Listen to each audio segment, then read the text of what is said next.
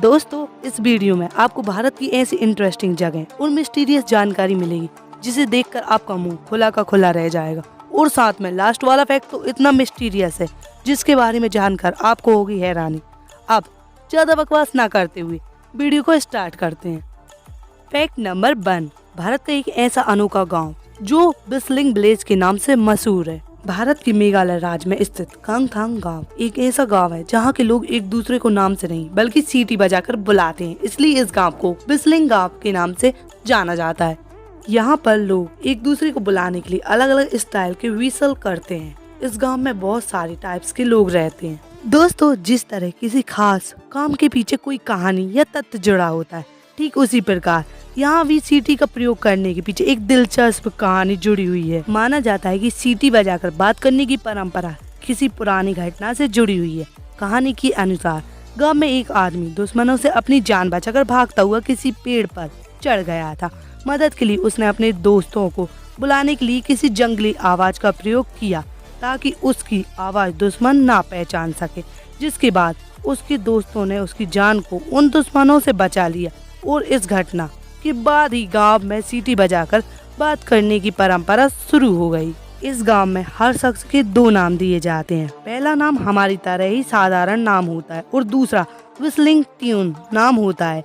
गांव के लोग साधारण नाम से बुलाने की बजाय व्हिसलिंग ट्यून नाम से ही एक दूसरे को बुलाते हैं, इसलिए हर शख्स की व्हिसलिंग ट्यून अलग अलग होती है जो कि उनके नाम और उनकी पहचान का काम करती है। गांव में जब बच्चा पैदा होता है तो यह धुन उसको उसकी माँ देती है, फिर बच्चा धीरे धीरे अपनी धुन पहचानने लग जाता है। बात की जाए, इस गांव में करीब 109 परिवार हैं जिनमें 627 लोग रहते हैं, यानी कि इस गांव में कुल 627 धुन हैं। इस गांव में रहने वाले लोग इस धुन को प्राकृतिक ढंग से बनाते हैं। खासकर नई धुन कुछ चिड़ियों की आवाज से ही बनाई जाती है। दोस्तों, जब भी गांव में कोई धुन बजाता है तो बहुत दूर तक गूंजती है, क्योंकि कांगथांग गांव चारों तरफ से पहाड़ों से घिरा है।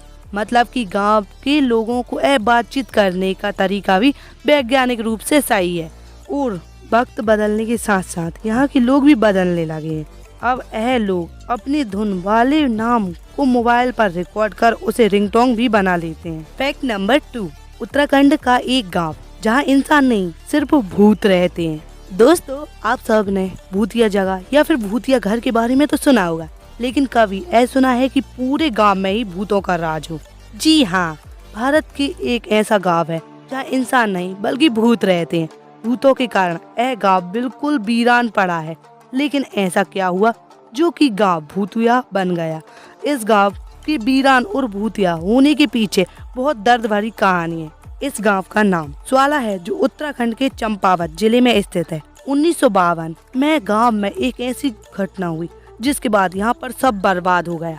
1952 में एक दिन गांव से बटालियन की PAC की गाड़ी जा रही थी जिसमें 8 जवान सवार थे।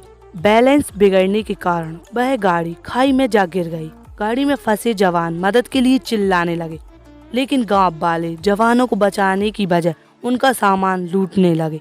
कोई भी मदद ना मिलने के कारण जवानों की तड़प तड़प कर मौत हो गई। कहते हैं उस घटना के बाद जवानों की आत्माएं उस गांव में भटकने लगी।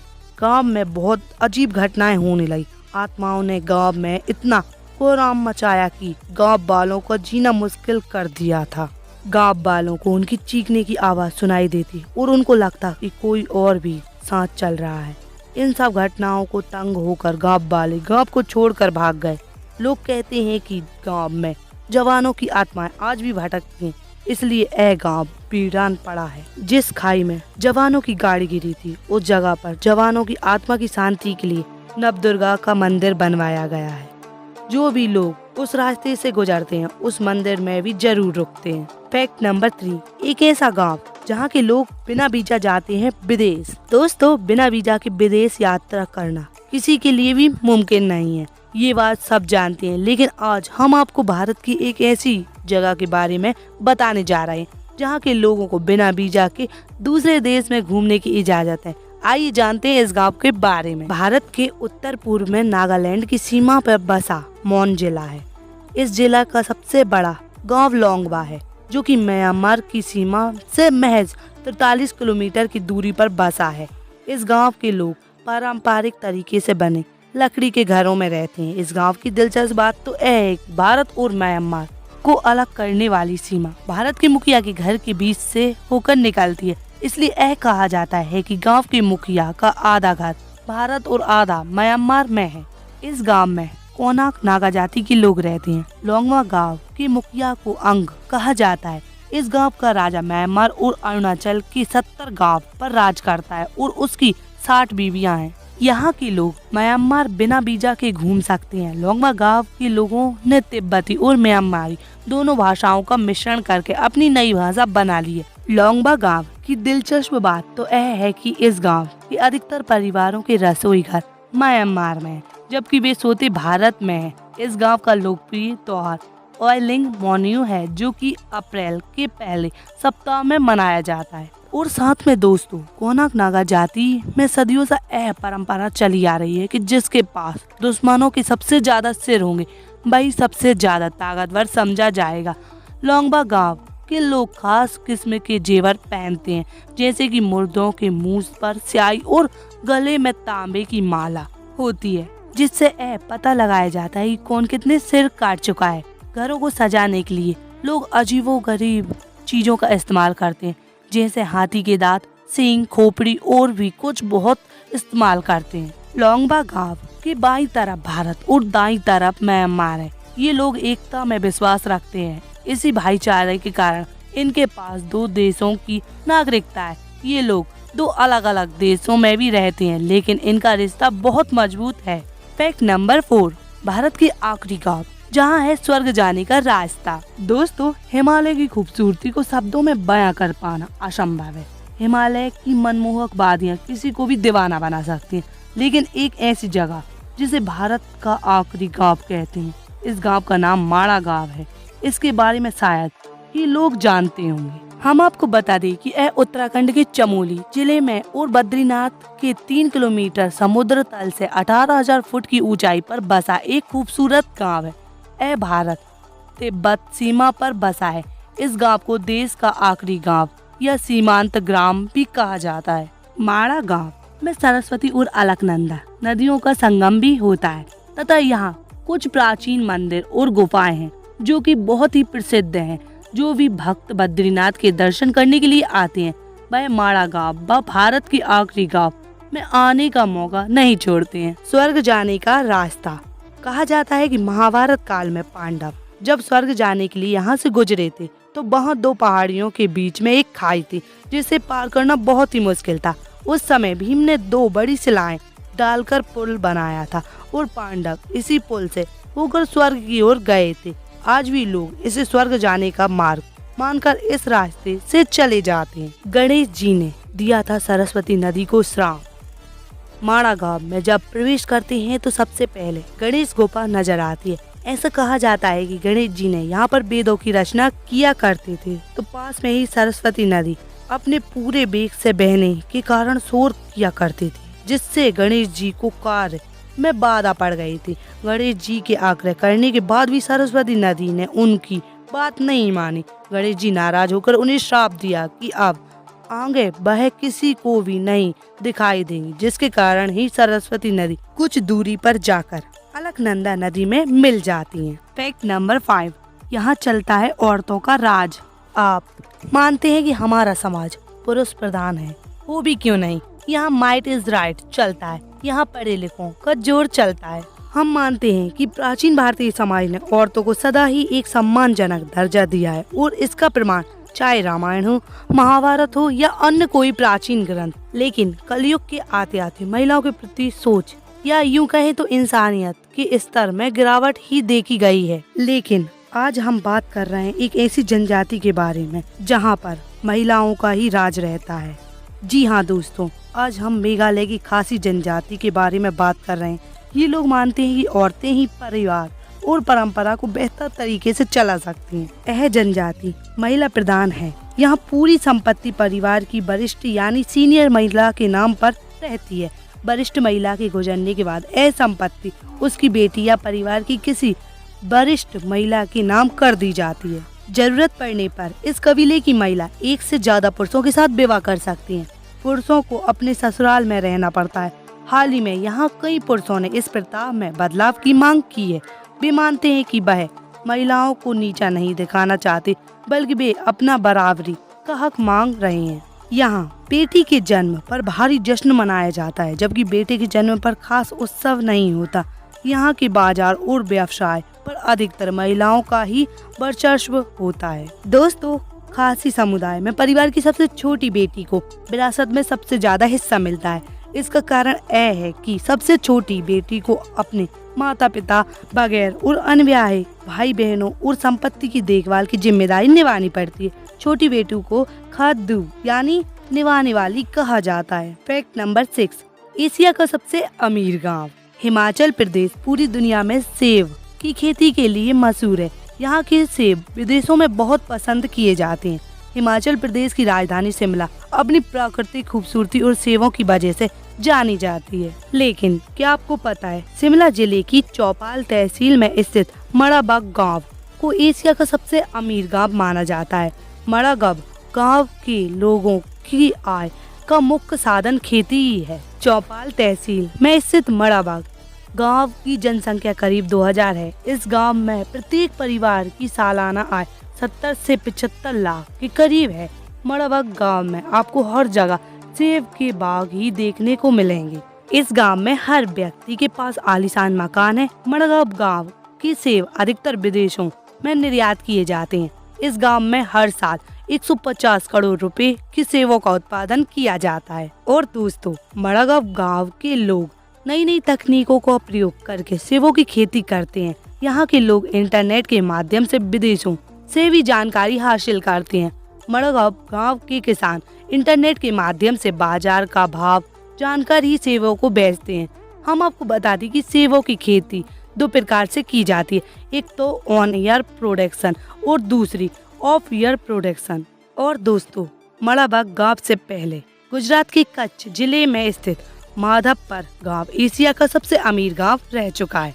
इससे पहले 1982 में भी शिमला जिले का क्यारी गांव एशिया का सबसे अमीर गांव रह चुका है। क्यारी गांव के लोगों की आय का मुख्य साधन भी सेब की खेती ही थी। बात की जाए इसके इतिहास की तो 1954 में मड़ाबाग गांव का किसान चैया राम मेहता एक बार कोटखाई से कुछ सेब के पौधे लेकर आया था। कोटखाई से लाए गए सेब के पौधों को उसने अपनी जमीन पर लगाया। कोटखाई में उस समय सेबों का उत्पादन बहुत ही होता था। राम मेहता द्वारा लगाए गए पौधों में पहली बार फल लगे और राम मेहता ने उन्हें मंडी में बेचा। जब वह सेबों को बेचकर वापस आए तो उसके पास 8000 रुपए थे। धीरे धीरे मड़ाबाग गांव के लोगों ने भी सेब के पौधे लगाने शुरू किए। इसका नतीजा सब जानते हैं कि मड़ाबाग गांव एशिया का सबसे अमीर गांव बन गया है। फैक्ट नंबर 7, एक रहस्यमयी पत्थर जो बिना किसी सपोर्ट के टिका है ढलान पर। दोस्तों, यह दुनिया आश्चर्यों से भरी हुई है। यहाँ पर ऐसे ऐसे कारनामे होते हैं जिसके बारे में आप सोच भी नहीं सकते। कई ऐसी रहस्यमयी चीजें सामने आती रहती हैं जिनके रहस्यों को आज तक वैज्ञानिक सुलझा नहीं पाए हैं।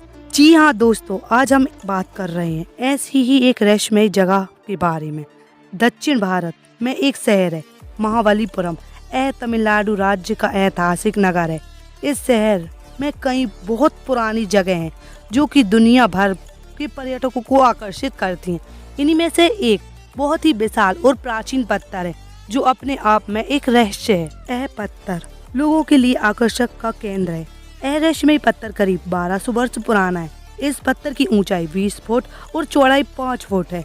लेकिन ये पत्थर जिस तरह से अपनी जगह पर टिका है वह इसे अनोखा बनाता है। यह पत्थर ना ही हिलता है और ना ही लुढ़कता है। वर्ष 1908 में पहली बार यह पत्थर तब खबरों में आया जब वहाँ के गवर्नर ने इस पत्थर को अजीब तरह से खड़ा देखा।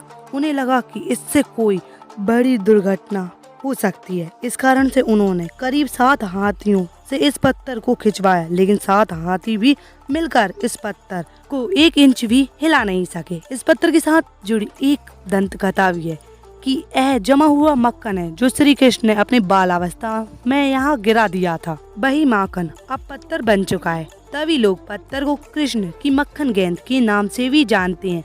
वैज्ञानिक भी अभी तक इस पत्थर के रहस्य को नहीं समझ पाए हैं। यहाँ तक कि वे यह भी नहीं जान पाए कि यह पत्थर इंसान द्वारा खड़ा किया गया है या प्रकृति द्वारा। इस तथ्य को लेकर वैज्ञानिक भी असमंजस में है। इतना विशाल और वजनी पत्थर होने के बाद भी यह कैसे सैकड़ों सालों से एक ढलान पर टिका हुआ है, यह किसी रहस्य से कम नहीं है। इस पत्थर को जो भी देखता है वो देखकर हैरान रह जाता है। फैक्ट नंबर 8, क्या होगा अगर इस दरवाजे को खोल दिया जाए। केरल के तिरुवनंतपुरम में बना पद्मनाभ स्वामी मंदिर बहुत ही पुराना मंदिर है। इस मंदिर की विशेष बात यह है कि इस मंदिर में 6 रहस्यमय तहखाने हैं।